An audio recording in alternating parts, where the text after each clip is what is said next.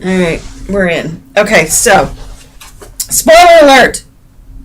If you did not watch last night's episode of Walking Dead, do not listen any further past this. Hit stop until you watch it. Yeah, because we're about to fuck your world if you listen. No, shut it off now. Alright. Think of this as The Talking Dead, only with more cursing. There you go. Less censorship for everyone. There are no rules. It's a zombocalypse. We can say fuck as much as we want. Fuck. Okay, we're gonna give the count of 3. I'm not shitting you. Turn this off. You've been warned. 2, 3. Okay, so I think they're cannibals. Okay. I really do. I think that they're crazy psycho. I don't know about the cannibal thing, but something's going on. Something's not quite right. It's too perfect. It's like walking into Willy Wonka's chocolate factory. Right, and we all know Willy Wonka was a sick psycho.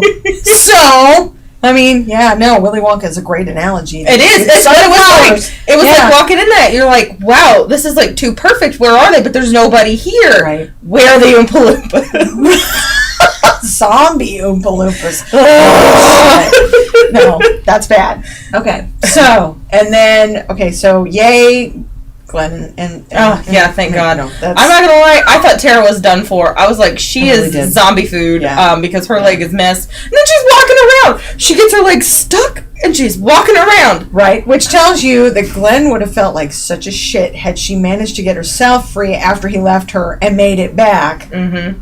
Well, Glenn should feel like a shit. So, he was kind of an ass to her. But I think it worked out well. I am concerned. I had a moment, when the burning of the photograph happened. Mm-hmm. She's like, "You'll never need another photograph of me again." And they light it on fire, and I'm like, and then a zombie eats her.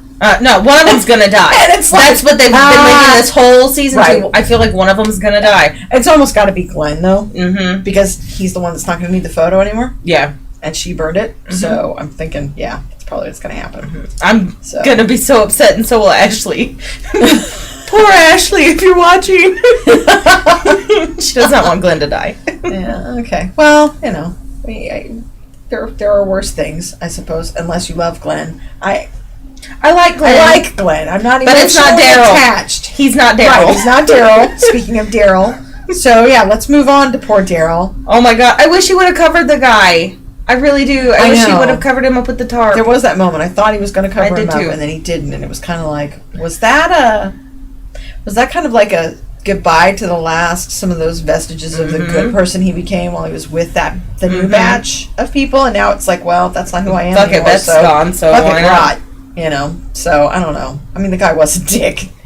Claimed his rabbit. His little fluffy claimed it. That's retarded. I'm sorry. That's the stupidest thing. I would just be yelling claimed all the goddamn time. Right? Like, you can't look at anything because I claimed it. Right. Yeah. That's like stupid. Bang bang, I shot you. No, you didn't. I have a shield.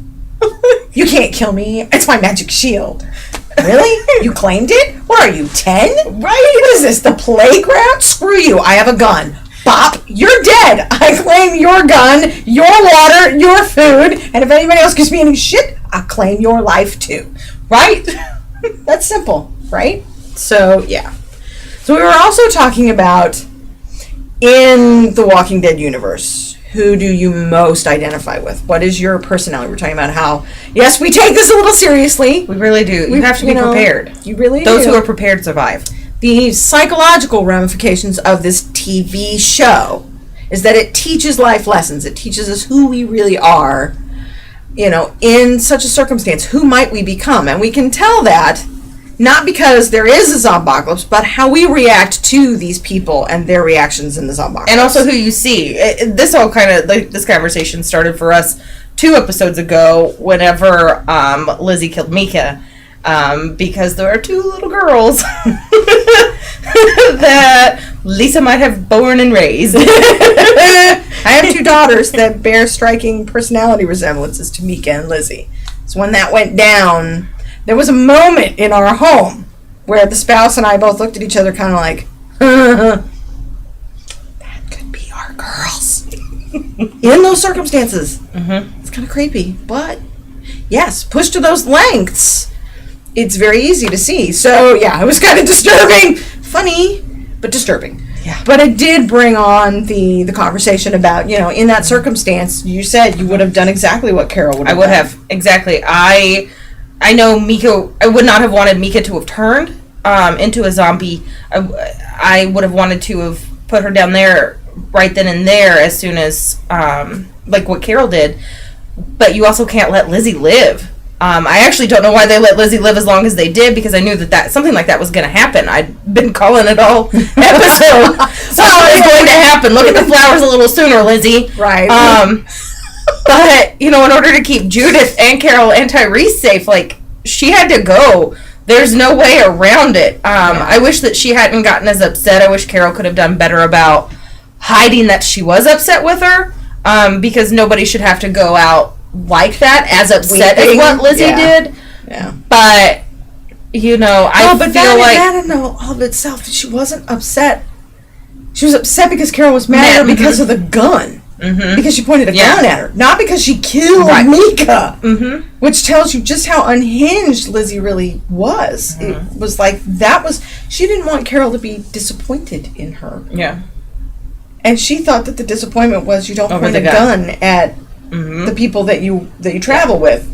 And that was it. Yeah. It wasn't, you don't stick a knife in your sister. At your sister. Ooh. Yeah. No, everything that Carol has done, from going on ahead and killing the two who were infected, I totally agree with it. Right, burning the bodies. I don't see anything wrong. They were going to die. They were the walkers that had the bleeder eyes. She knew that this was going to happen, and if she could have done anything to have prevented anyone else from getting sick, I would have done the same thing. Yeah. I absolutely would have, without a heartbeat. Like, they're going to die. They're going to die choking on their own blood.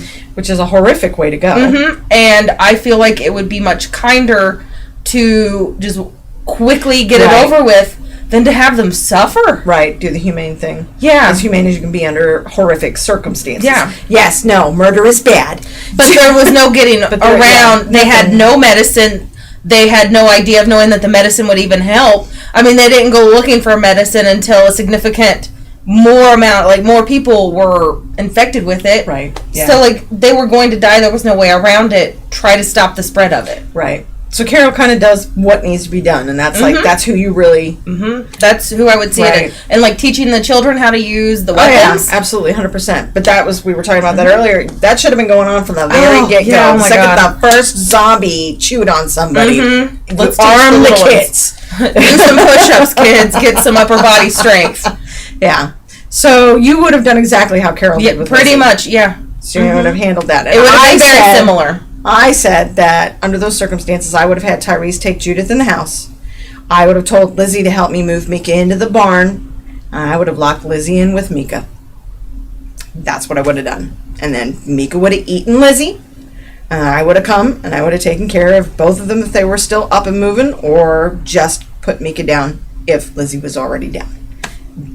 I couldn't handle that moment where Carol was like, look at the flowers. I was like, afterwards, I was like, don't anybody ever tell me to look at flowers again. I never want to look at flowers again as long as I live. That poor, tortured little girl, and then poor Carol having to put her down. It was just, the whole circumstance was just completely unacceptable. Natural consequences say, you killed your sister, now your sister gets to kill you. Mom of two teenage girls. It's like, duke it out. That's how it works. But see, I couldn't have done that for Mika. It's not for Lizzie why I would do any of that. It's for Mika.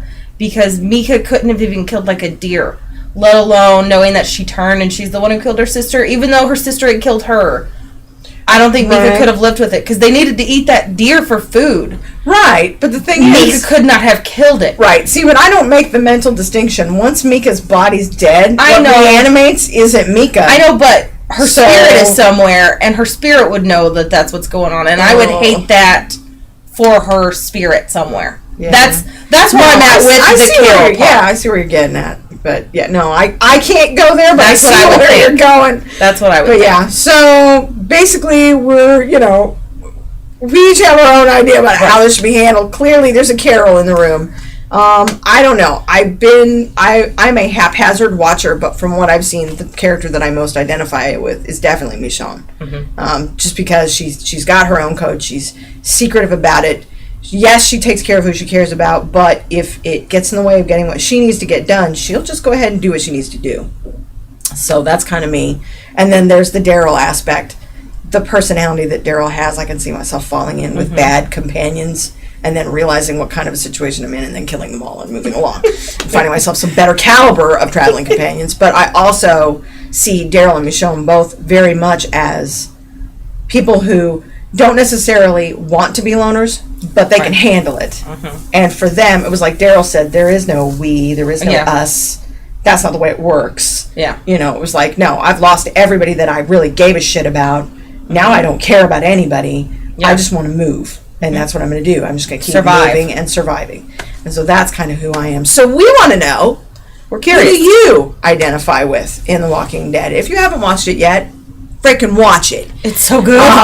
But if you are up to it, we want to hear, you know, who out of the cast, even if they're dead already, and we've already said our goodbyes, you know, but we want to know, who do you identify with and why? What, you know, what's the big deal for you with that character? I really want to know if someone identifies with Lori. Someone out there in the world has to identify with her. I want to meet them and maybe punch them in the face. Sorry if you do. Please let me know. I won't punch you in the face. So yeah, weigh in, comments, and let us know. You know, who do you identify with in Walking Dead? Thanks for watching. Subscribe.